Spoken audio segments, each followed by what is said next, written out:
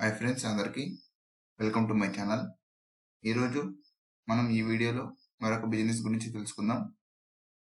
మన బిజినెస్ వచ్చేసరికి toy shop business అనమాట.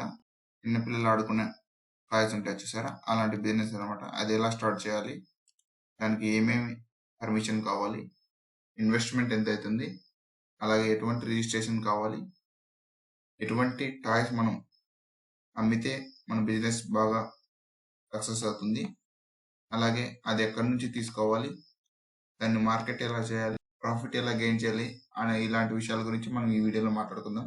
మొదటగా ఈ టాయ్ షాప్ బిజినెస్ అనేది పిల్లలు ఎక్కువగా ఉన్న ప్రాంతంలోను, అలాగే డిమాండ్ ఎక్కువగా ఉన్న ప్రాంతంలో మనం ప్రారంభించడం ద్వారా మన బిజినెస్ బాగా జరుగుతుంది.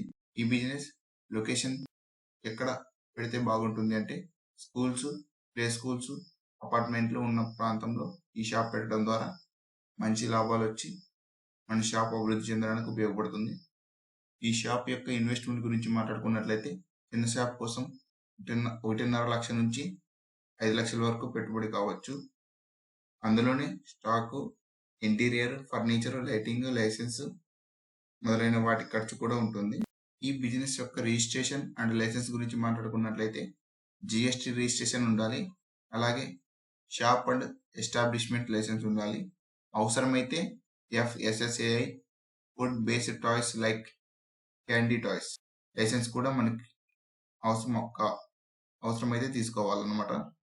ఈ బిజినెస్లో మనం ఎటువంటి టాయ్స్ అమ్మాలి అంటే ఎటువంటి బొమ్మలు అమ్మాలి అని చూసుకున్నట్లయితే మనకు చాలా రకాల బొమ్మలు అనేది ఉంటాయన్నమాట. అందులో వయసు ఆధారంగా ఉండే బొమ్మలు, అలాగే ఎడ్యుకేషన్ పరంగా ఉండే బొమ్మలు, మ్యూజికల్ పరంగా ఉండే toys, puzzles, character based toys, entertainment toys, branded toys, ఇలా చాలా రకాల టాయ్స్ అనేవి ఉంటాయన్నమాట.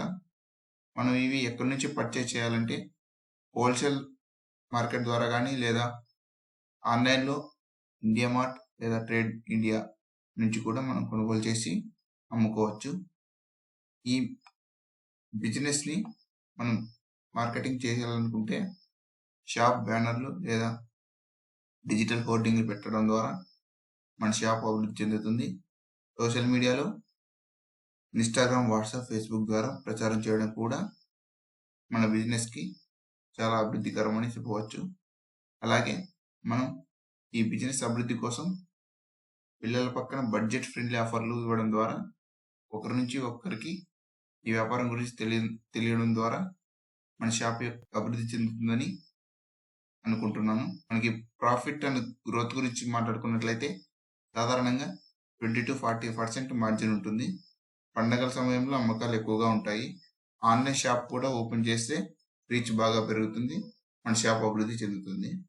ఓకే ఫ్రెండ్స్, ఈ వీడియో నచ్చినట్లయితే like and share and subscribe చేయండి. మరిన్ని బిజినెస్ ఐడియాల కోసం మా ఛానల్ని సబ్స్క్రైబ్ చేయండి. Thanks for watching.